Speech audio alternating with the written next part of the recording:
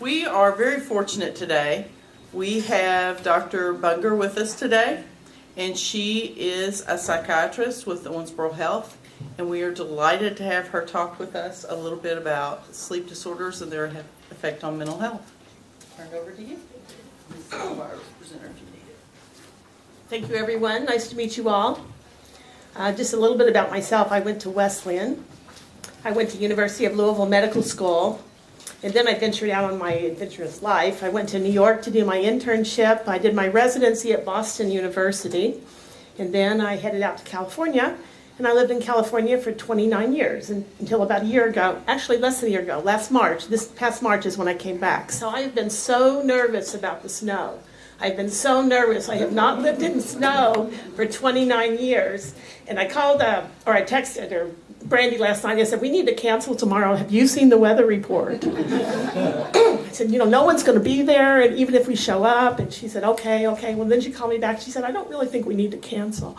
This would have been so embarrassing because the roads are about as dry as the desert. But I saw the weather. I was really worried about it. But so far I've made it. I had about 100 yards of ice. Did okay earlier in the month. So far I can handle it okay. Just FYI, all that.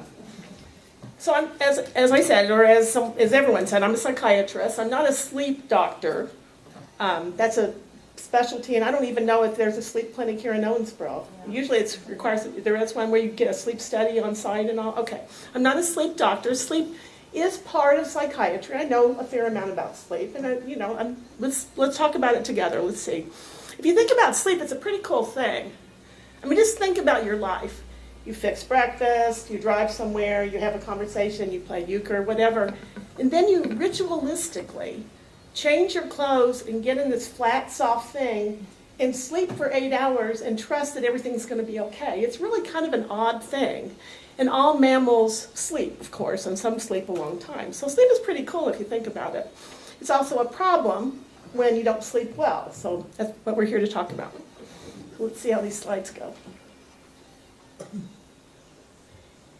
So this is the objective. Brandy got this slide deck together for me, and I appreciate that very much. And we might venture out of it a little bit, but let's just talk about this.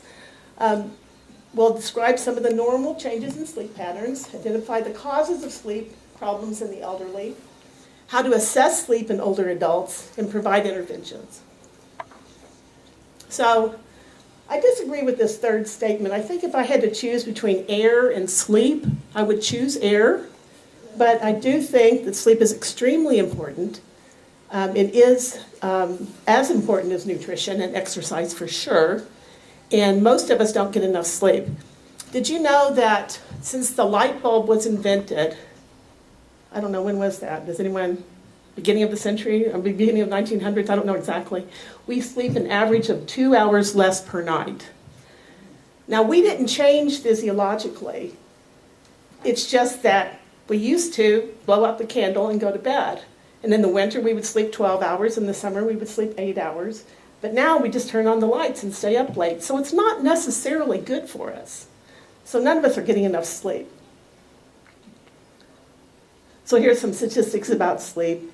70 million people have sleep disorders. That's a lot, about 1 out of 5. 4 million have moderate to severe sleep apnea. 10% have chronic insomnia. 5% have movement disorders that keep them awake at night. It's very expensive. Older adults are twice as likely to receive a prescription for sleep problems as younger adults or children. And then by 2025, 62 million Americans will be over the age of 65. So this is a growing problem. 39% of Americans are not getting the 7 to 9 hours recommended for optimal health. Let me just do a little survey here. Who sleeps that much? Who sleeps at least 7 hours a night? I actually do. I mean, that's not a lot of people. So you're getting by, but this is not optimum. How many people could sleep more, but they just have a busy life and they choose not to? Okay. Let me just remind everyone how wonderful sleep is. It's a great thing. It's great to wake up feeling refreshed. 74% of people have sleep problems that affect the quality of their sleep at least one night weekly. I mean, I think most people, if you have a sleep problem, you have it most of the time. So there's sleep-related crashes. 51% of adults report driving drowsy. 27% report being sleepy at work. 19% of adults make errors at work related to poor sleep. It's really a good idea to get enough sleep.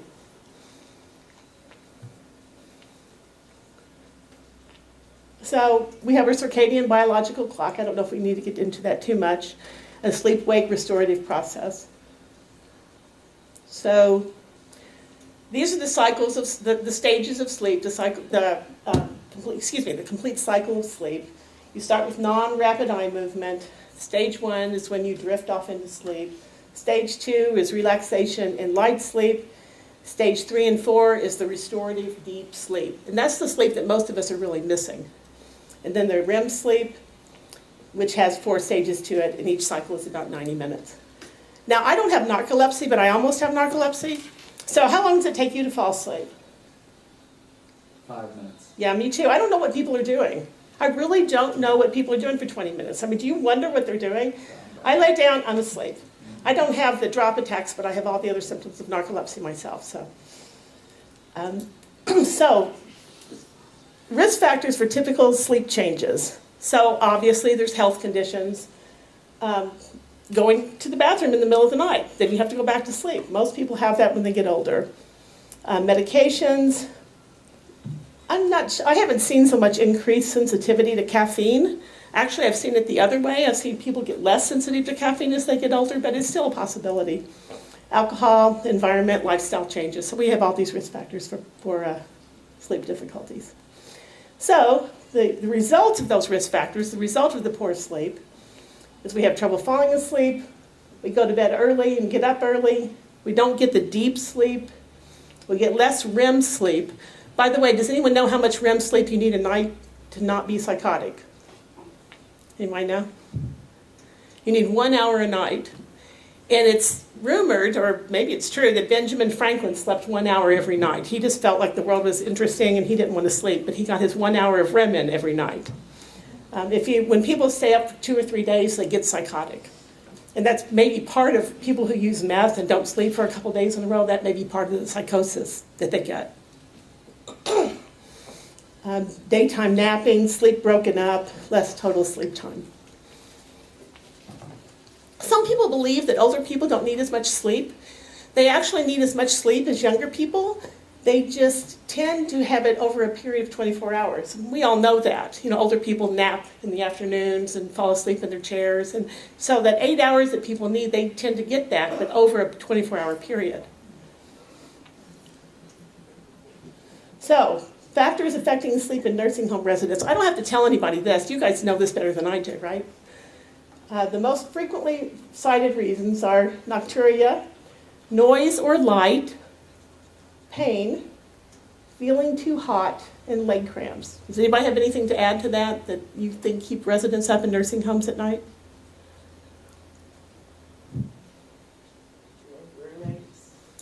Kind of being noisy, or, yeah, I would think that would be tough. I mean, in the hospital, lots of people come in sleeping okay until they got there. But then in a psychiatric hospital, you have to check on people every 15 minutes. You know, would you want to be checked on every 15 minutes? You know, they need sleeping pills just to sleep because of that.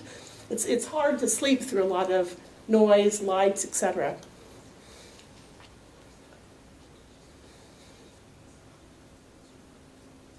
So these are also problems that affect sleep disturbances or create sleep disturbances. Again, urinating in the middle of the night, dementia, alcoholism, depression. When people stop drinking, they often can't sleep for weeks. They have trouble sleeping because they've been using alcohol to fall asleep and their body has to readjust to not having alcohol on board.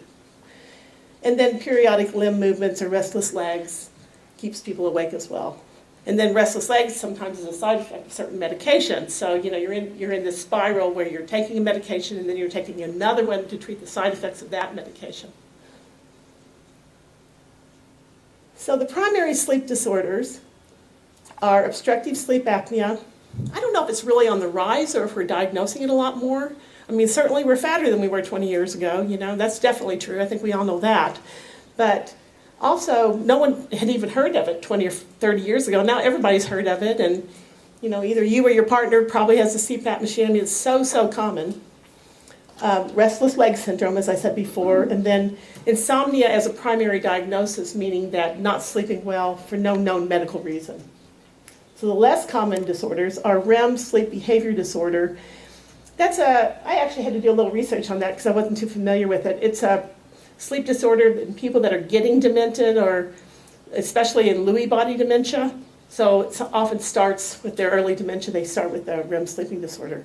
Narcolepsy. Does anyone know the components of narcolepsy? Yes? Do you know what they are? Components? Yeah, there's 4 components if I remember them. Hypnagogic hallucinations.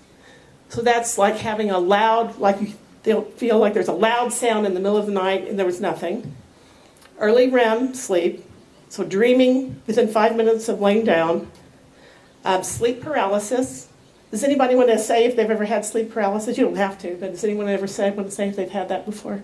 Well, I have. It's pretty scary the first few times. And then drop attacks, where you just fall asleep when you're up and doing things. So those are the 4 components of narcolepsy. And then, I don't know, is snoring a less common sleep disorder? I don't know about that. I would say that's probably the most common sleep disorder, but... So again, secondary insomnia. Primary insomnia means that it's a diagnosis in and of itself. Secondary means that it's secondary, that the not sleeping well is related to a medical illness. So that's called secondary insomnia. So that would be, basically pain, frequent urination, CHF, COPD, people who have trouble breathing, depression, that's not a surprise, anxiety, dementia, Parkinson's disease, side effects of medication, and again, caffeine, nicotine, and alcohol. These are all things we kind of know intuitively.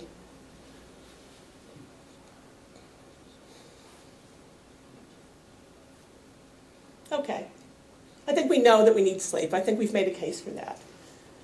Feeling well rested, which most people never do, because most people don't get enough sleep, but you probably remember feeling real well rested, probably maybe in your childhood or teen years or sometime. You probably remember it. It feels good. You feel energetic. You're ready to face the day.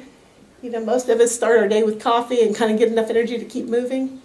But having enough sleep really helps us be safe. It helps our performance. It helps our relating to others. It helps learning. Have you ever tried to do an all-nighter with no sleep? You don't learn nearly as well as if you get a good night's sleep the night before. And then preventing health problems and accidents. Okay, so I don't know how often this is actually done, where people actually take a formal sleep assessment. I'm not sure how often that's done. Normally it's like someone can't sleep and what are we going to do about it? We don't do a formal sleep test other than taking a good history of diet and medical history and et cetera. But they are available, and there is the Pittsburgh Sleep Quality Index. Before we get into this, let me just talk about my own career.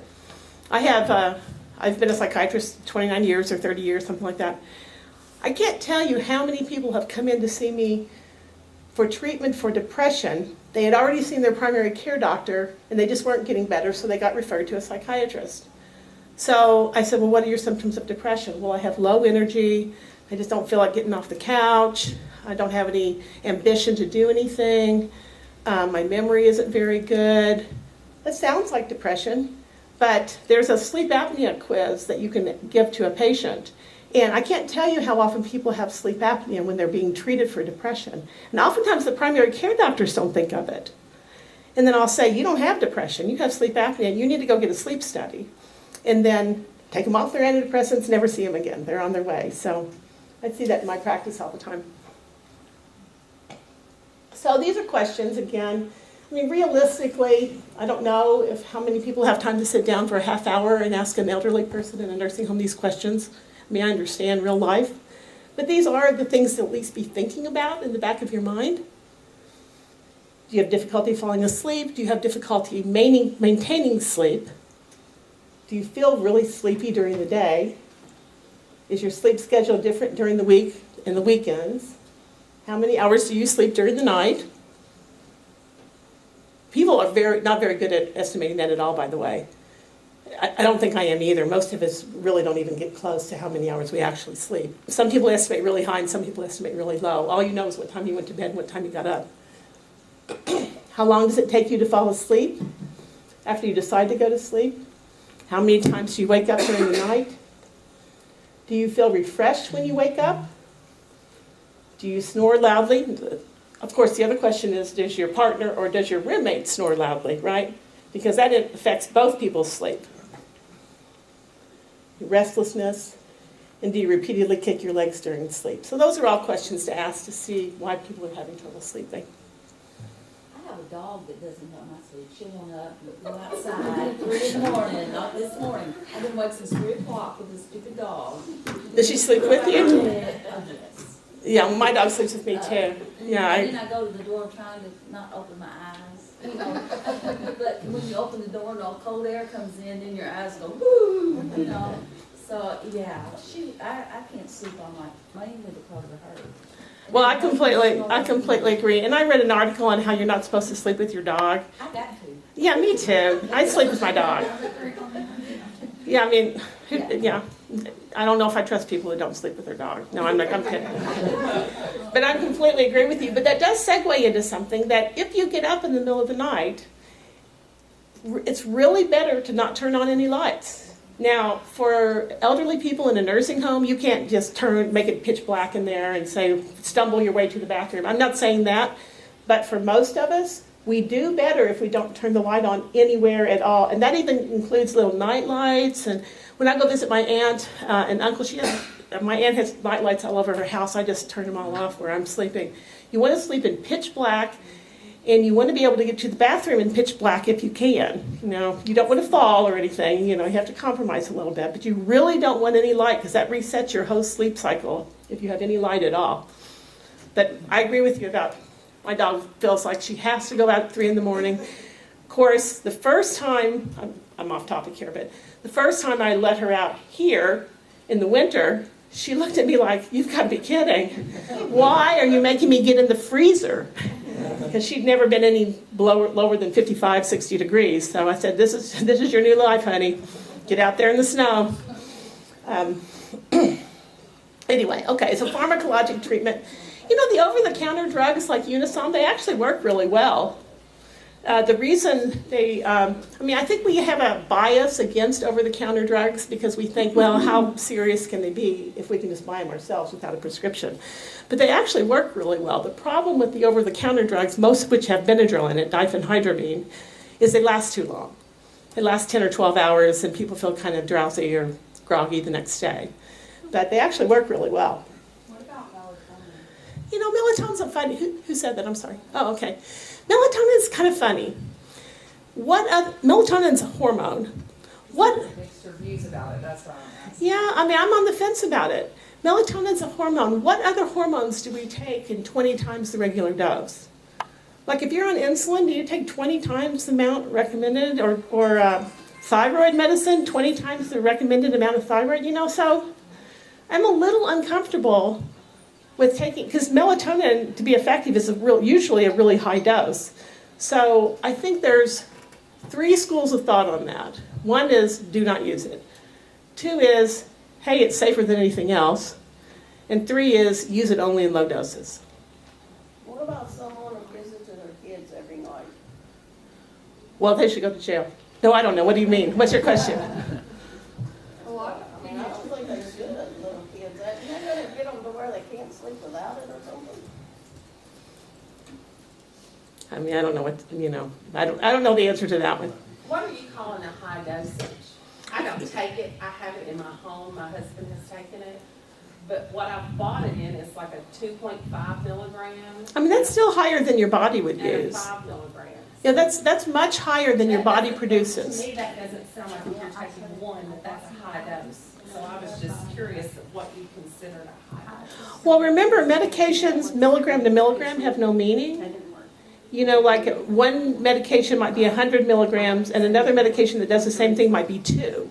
So milligram to milligram doesn't mean much. And I don't remember it exactly, but I think we have about 0.5 melatonin in our body, something like that. I mean, if you're taking it to sleep, you're taking a hefty dose. And I've seen people take it as high as 12 milligrams. And there's no known problems, but think about all the drugs that there's no known problems until there are known problems. You know what I'm saying? So, I've heard the rumor that your body will quit producing it naturally if you take the supplement for it, that it depends, I guess, on that higher dosage of it or something. I don't know if that even makes sense, but that's... it does make sense, and I don't know if it's true or not. I don't know if anyone knows. I don't know. So, I mean, I'm not saying that melatonin should be taken off the market or anything. It's certainly safer than Ambien. You know, Ambien with all the sleep driving and sleep eating. And has anyone ever had that experience and know anyone who woke up in the middle of the night with potato chips on their shirt? I mean, I've had patients who said, I don't know what happened. I had all these potato chips and I found a bag of potato chips on the kitchen table. But yeah, you sleepwalked on Ambien. I took Ambien for 2 weeks and I still didn't sleep. Well, nothing works for everybody. Ambien, if you choose to take Ambien, and I don't prescribe it because of the risk of sleepwalking and sleep driving, is to take it, you have to take it and go to bed. And most sleeping pills, people take them and wait till they feel sleepy, and that's when you end up sleep driving. So you need to take Ambien, go to bed, and wait for it to work. You can't wait till you feel sleepy. But Ambien puts part of your brain to sleep. That's how it works. It was considered to be non-addictive, and that's why it was on the market. And it is on the market. It's still a legal drug. But, you know, I don't know if you guys know about the case of the nurse in California who was sleep driving and had a wreck in the middle of the night, and they arrested her for a DUI and, you know, went to jail. And, you know, she appealed the whole thing because she was like, I took Ambien prescribed by my doctor. I had no idea this would happen. And she didn't get completely off. She still had some kind of charge against her, but I don't remember. They lowered it, but still. You know, a drug that does that, I just don't feel that good about prescribing. That's my personal opinion about it. So behavioral management actually is pretty effective for sleep. I'm going to talk about the second one for a second, sleep restriction. So when I've tried to treat people when I've successfully treated people for sleep problems, I sometimes will ask people how many hours they sleep. They come in asking for a sleeping pill. I'll say, well, how many hours do you sleep? Oh, I don't know, 6. And I say, well, what time do you go to bed? 10 o'clock. Well, what time do you get up? 10 o'clock. Like, you're spending way too much time in bed. You know, and I think people get frustrated because they can't sleep, so they just stay in bed. And that doesn't help your sleep. So the way to treat insomnia problems, and this is a little bit off topic because I'm not sure you can do this with elderly people. Well, you could in a non-restricted environment. The way to treat, the way to use sleep restriction is you figure out how many hours you're sleeping a night, and then sleep a little bit less. Set an alarm. So if you're going to bed at 10 and getting up at 10, but you're only sleeping 6 hours, then you go to bed at 10 and get up at 3:30. And I think one way, which is less than 6 hours. And one way to conceive of sleep problems is your sleep self is like a different self. I mean, it's like a different self of you. How do we teach children not to wet the bed at night? How do you do that? They're asleep. How do they do that? Well, you're kind of teaching their sleeping self to wake up, is what you're doing. It's like it's not a different personality, but like a different part of you. So when you restrict sleep, you're telling your sleeping self, this is it. You get 5.5 hours. If you don't sleep during that time, you're not going to get any sleep. And it does work. And then you gradually increase the sleep until, you're sleeping 8 hours. And but you can't spend 12 hours in bed. That's not going to work. Cognitive behavioral therapy, I'll talk about that for a second, not in detail, but I have a lot of patients who wake up in the middle of the night and they're so frantic. They're so worried about it. And I wake up in the middle of the night every night and I'm not worried about it.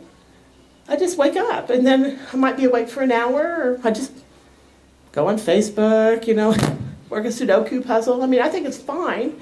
And then I go back to sleep for another 4 hours. A lot of people are I can't think of the word, but it's like biphasic sleepers, or there's a word like that people, there's a lot of people that sleep in blocks of 4 hours. They'll sleep for 4, be awake a little while, and sleep for another 4. So the key is to not worry about it. If you're one of those people, go to bed a little bit earlier and be in bed 9 hours, and you're going to have an hour in the middle of the night when everyone else is asleep, and you can do whatever you want. And that's okay. You don't have to be anxious about that. That's okay if that's how you're wired. A lot of insomnia is anxiety about insomnia. People start to worry that they're not going to sleep, and that makes it worse. Okay, so you want to identify your patients, refer them if appropriate. So sleep hygiene. Let's talk about sleep hygiene. Tell me some of the things of sleep hygiene. Does anyone, let me ask this question first. Who knows the phrase sleep hygiene? Who's heard that phrase before? Okay, so sorry. So these are the things, thank you, that you know. These are the things that people need to do to sleep better in terms of their environment. So, anybody want to? No TV or electronics. Right.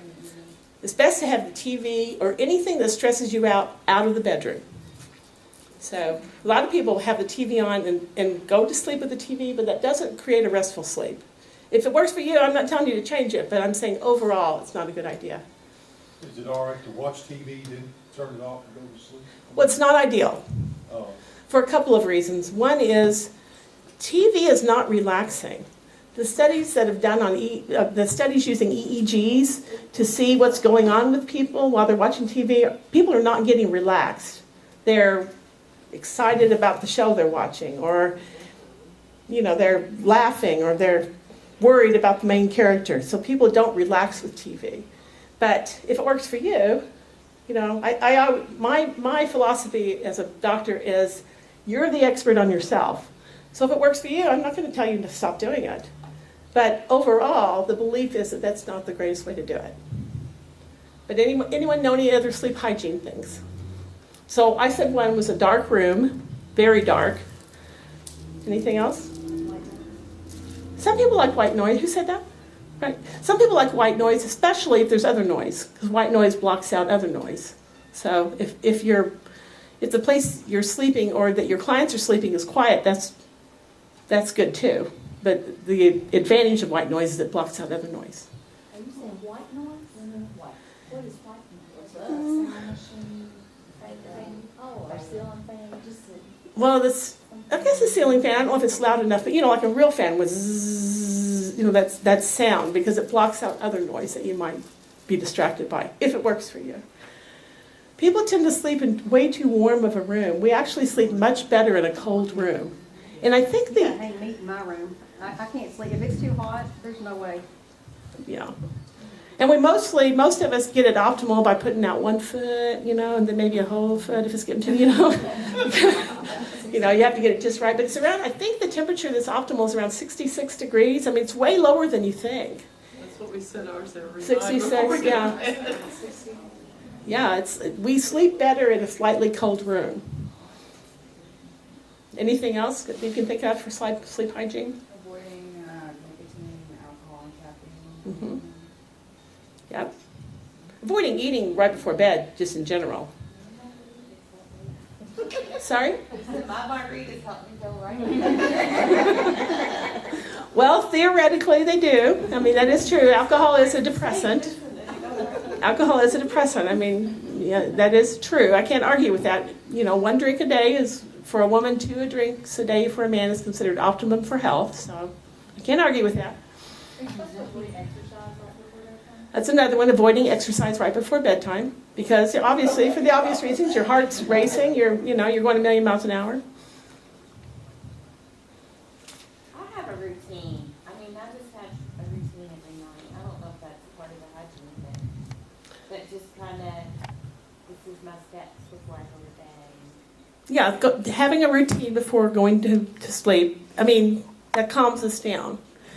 We need to stop doing anything stimulating. If you have a novel or a book that you're reading that you just love, you need to stop reading that about 6 o'clock. Because if you're reading it late into the night, you're not going to get sleepy. You need to do kind of boring things before bed.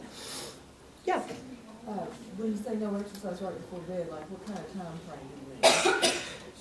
So for the sake of the video, I'm going to repeat your question. So she said, when I say no exercise right before bed, what kind of time frame do I mean? I don't know exactly, but I would say nothing after about 5 or 6 o'clock if you're going to bed at 10. Now, if you're doing yoga or something doesn't get your heart rate up, I think that's fine. But anything that's like vigorous walking or anything like that will interfere with your ability to sleep. But if it doesn't, it doesn't. You know, if you're sleeping fine and you're running 5 miles at 8 p.m., it's fine. You're fine. You don't need to fix anything.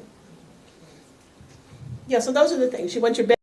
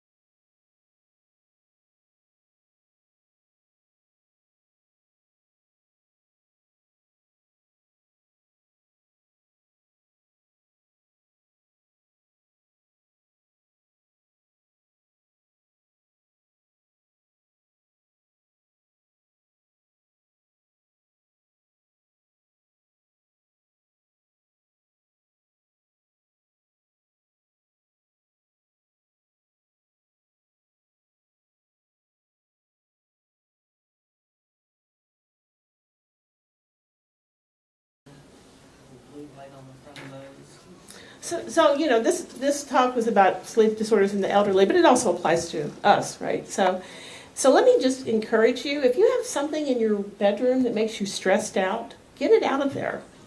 Like if you have a stack of papers that you need to grade, or you have taxes, there you go. You know, if you have a stack of your taxes, or, you know, just something that you need to do that, get it out of there. Make your bedroom a sanctuary where it's about you and it's about you falling asleep. And you'll feel better. You'll notice it right away. Now, if you're married to someone who has a different opinion than you, for example, like TVs are kind of stressful, but everyone likes TV, you know, you can also get a cabinet where the door's closed, so you're putting the TV away at night. A lot of these rituals really make a difference. Sure. I guess this is outdated information, but I've always heard that if you can't fall, if you're laying there longer than 20 or 30 minutes trying to go back to sleep and you can't, that you should get up, instead of laying there, but it makes it worse, that you should get up and turn the light on and read or something till you fall back to sleep. Well, we didn't get to that, and you're absolutely right. If you are trying to get to sleep and you're anxious about sleeping and you're not falling asleep, get up, but you need to do something boring. And you can do something that needs to be done, but it's something that's just boring to do. You know, like organize your cash register receipts. I don't know, you know, don't do something that's exciting, because as I said before, if you read a really exciting book, you'll just keep reading. So you need to do something you don't really want to do, it's kind of boring. And then you try again, and you can do that 3 or 4 times. And then you can comfort yourself knowing that you're at least relaxing, you're at least getting rest. But yes, that's still something that's recommended for sure. Let me see my little... I have a question. What kind of things do you see with lack of sleep, mental issues that do you see that are kind of coming from that? Pretty much anything. Especially if you've already going through, you're using CPAP and other things, but you're experiencing some general things. I'm sorry, let me see if I have the question right. What kind of mental problems might you have if you're not getting enough sleep? If you're not getting enough quality sleep. And then you said something about CPAP that I didn't Even follow. if you're already using a CPAP and you're still having issues. So your sleep doctor should be aware of that. And they often will prescribe something like Ritalin or Provigil or something to help you stay awake more. Most of the time, treating sleep apnea is not 100% successful. It improves sleep 70 or 80%, whatever. It makes a big difference, but it's not 100% successful. And I think the statistics are that you have no increase in heart or heart disease if you sleep at least 5 hours with a CPAP machine. But that doesn't mean that's not enough sleep to really think clearly, have a good mood, all of those things. So as I said before, sometimes people have come to see me treated for depression and they're not getting better, but what they have is sleep apnea. So depression is one. Over at Owensboro Health, we have a lot of patients who have been using meth for days in a row and not sleeping, and they come in psychotic, paranoid, out of control. They just haven't gotten any high quality sleep. Now that would be the more severe reactions, but the milder ones are depression, difficulty concentrating, irritability, the things we all know when we don't sleep well. We kind of know we're harder to get along with. And then if it becomes a chronic thing, people just start to sit on the couch and watch TV. You know, they're just not motivated. They lose motivation. I don't know if I answered your question, but okay. I have a question. So, You'll go ahead and then you'll be next. like a lot of the elderly, or even like a lot of my clients, I have to sleep in recliners or on couches, stuff like that. Is that linked to, are you still getting good sleep no matter what surface you sleep on, or? Why do they want to sleep in those places? Well, a lot of times they breathe better by sitting up. You're elderly, it's COPD, stuff like that. For people that wear oxygen at night, they say sitting up, sleeping helps. Sometimes because there's numerous people living in a home and the couch is the only available place for somebody to sleep, or because they get up in the middle of the night a lot, they don't want to disrupt others. I mean, there's many different reasons, but we see a lot of our clients that do sleep elsewhere besides the bed. So I would call what you just said is 3 different issues. One is people say they sleep better in the recliner, and I would believe them. You know, if they recognize that they sleep better, they breathe better, they probably do. And I think there are definitely people that can sleep better that way. The second one is, what was the second one? The third one was people that don't want to disturb people in the middle of the night, whatever. You know, people need to learn to take care of themselves without putting others at risk, but a lot of people go too far in self-sacrifice. And so if that's really affecting people, you know, you can work with them to say, your life is important too. You know, you need to get a good night's sleep, work this out with your partner, you know, whatever. And I forgot what the second one you said It's was. just like sometimes there's too many people living in a home that that's the only availability is for them to sleep on the couch. I guess I just didn't know if it, I mean, it's recommended you have a room that you sleep in, but if matter, like what surface you sleep on, if that really matters to I them. mean, I think it does. It does to me. I mean, do you have trouble sleeping on a couch versus a bed? My daughter loves to sleep on her couch. She loves that. She likes it as much as her bed. I don't. Okay, so it's just personal But preference. well, it's also resources. You know, Yeah. I mean, that's what we're all dealing with, right? Patient resources. They may not have the resources for the optimum, you know, optimum living, optimum sleep. So.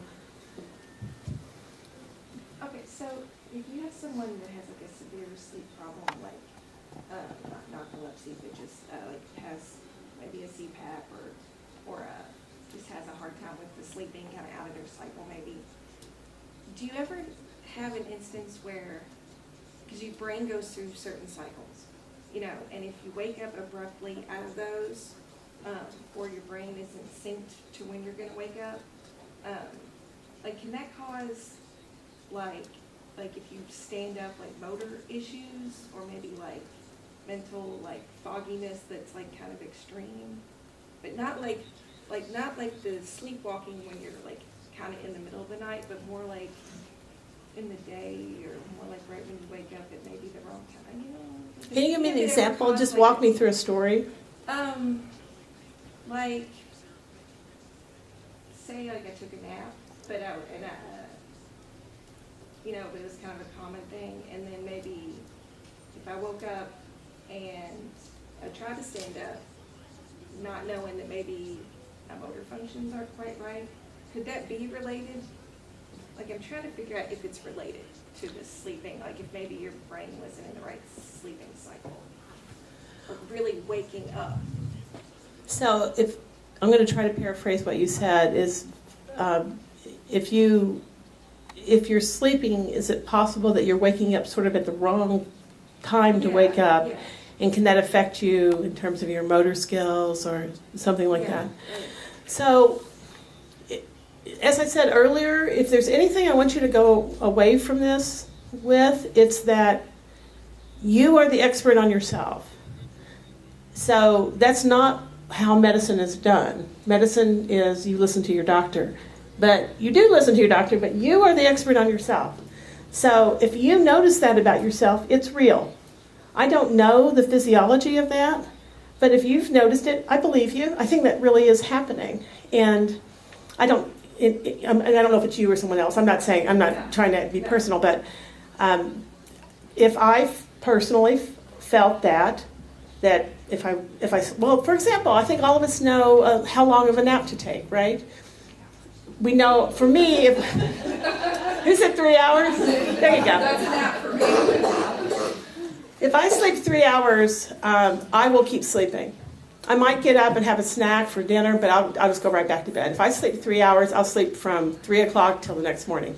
If I sleep a half hour, I'm pretty alert when I wake up. I just know that about myself. And we all know, you know, we all have different parameters for ourselves. We learn these things about ourselves. So those are things there may be a sleep doctor at Harvard that knows the details of what you're talking about, but a lot of medicine is just knowing yourself, really. And so I think that's real. I don't think it's your imagination. Anything else? I got a couple of comments. Sure. That'll go with that too. There are apps now that you can set like a window, and it'll wake you up when you're in your about to wake, like your lightest sleep phase, so that you're not waking Jarred. up from deep sleep. Right. So it actually tracks, and I do think that helps a lot for the people that the alarm goes off and it's kind of rough, I guess. And then the second one, And can I just say this for the sake of the video?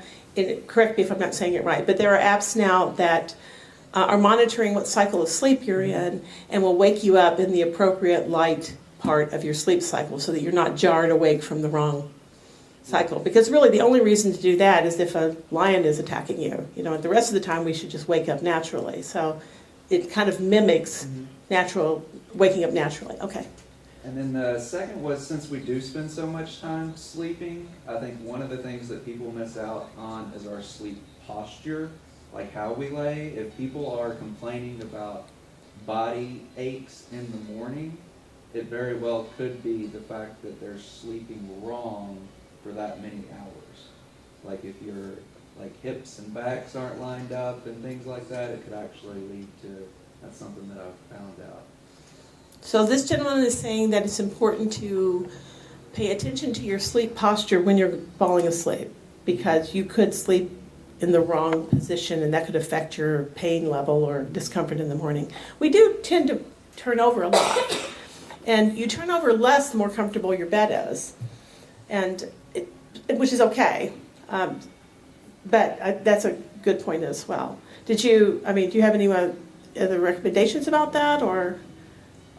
Well, I know my mom had back surgery, so that was one of the things that was kind of important for her to learn, is that you can't have your hips twisted and then your shoulders like a complete different, and then in that position all night long isn't good for all of your muscles, because you do spend so many hours sleeping that some things you need to do, like putting a pillow between your knees or any little things like that can lead to your body hurting in the morning because you have kind of spent a lot of hours in a weird position. Right, so again, he just elaborated on that, of some of the things you might want to do, like put a pillow between your legs, make sure you're comfortable. I would also say that if people are in the same position when they wake up that they went to sleep, you might be on too strong of a sleeping pill. You really should be moving.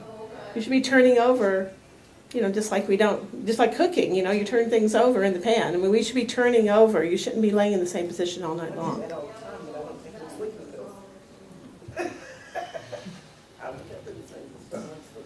If you use a CPAP machine, at least for me, I can't move. I have to lay there, I can't roll over or whatever. You can get way longer hoses, so you can. You can also get little handles, so it kind of is up in the air. Clip it on the top of your bed, so that you're kind of, going like this. Okay. There are other things you can use. You can go to cpap.com, and they have long hoses and stuff, so that you can move more. Oh, okay. I just have a comment or question to you about, so I feel like I sleep really well. Good. I don't wake up well. Yes, but, so is that waking up, is that part of the sleep disorder issue too? What do you mean you don't wake up well? I don't wake up, I don't want to wake up. I can't wake up well. I'm not thinking very well when I wake up. It takes me a while to realize, I've got to wake up. I've got to get going. I mean, if you came to me with that problem, what I would say is, well, what time do you go to bed? What time do you set your alarm for, or do you wake up naturally? Do you feel like you sleep all night? Is it enough sleep? How long does it take you to wake up in the morning? I mean, really, I would like I know you're talking about knowing yourself. I mean, I think I could 9 to 10 hours if you want. Go for it. You don't have to do the number that someone tells you. If you know that you feel better with 10 hours, go for it. The 2.5 minute comes on. Well, I have stuff here. No, but it doesn't matter. It just seems like, I go to bed with my room all dark. I'm almost as bad as Jeanette. I cannot sleep with any light anywhere. I'm lucky that, my bathroom, if it's not cloudy, the moonlight is enough that I don't have to turn anything on, but rarely do I have to get up. So it's so dark in there in the morning, and when it's time to wake up, it's still so dark outside. Do you That I use an just- alarm? I do use an alarm. Well, kind of piggybacking on what he was saying about the app, because like, just lays it like next to his bed, and it kind of, it doesn't tell you how many hours it's been, it kind of reads what your breathing is, and you're moving. So it's actually adapting to what you're doing. So it's not just saying, hey, it's been 8 hours, it's, am I right? Yeah, So it kind of, and it's worked pretty good. yeah, you said. It says, it kind of reads it and kind of starts to wake you up when you're in the right cycle, so that when you do wake up, you're actually in that part where you're supposed to wake up. Kind of. So mine may be more of that abrupt awakening and it's causing me. I think you're not getting enough sleep. I mean, you answered the question for me. You said, just to remind you, I'm really someone who needs 9 or 10 hours of sleep. There it is. That is the answer right there. You aren't getting enough sleep. This would also help. But ideally, we want to wake up naturally. That's if you aren't waking up naturally, if your alarm is waking you up, you might not be getting enough sleep. Ideally, we want to go to bed. Like, let's say you want to get up at 6, or you have to for your job or whatever. You know, you go to bed at 10. You should wake up naturally at 6. And if you're not, maybe you should go to bed at 9. Because our bodies wake up when we've had enough sleep if we don't have a sleep disorder. So what about like those people that, some people are really light sleepers and some are really heavy, like I could sleep through tornado sirens, you know, anything, like my child just comes and gets into bed half the time and I don't even realize it until I wake up, but then other people, you whisper and they're awake, is that, like, are some people in deeper sleep cycles longer, or is that just natural? I'm going to guess, I don't know for sure, but I'm going to guess from what you're saying that your sleep is healthier. People who sleep, are light sleepers, don't necessarily get good deep sleep. Deep sleep, people don't really, it's hard to wake people up from deep sleep. So you're getting some good restorative sleep if you have spent a lot of time in 3 and 4.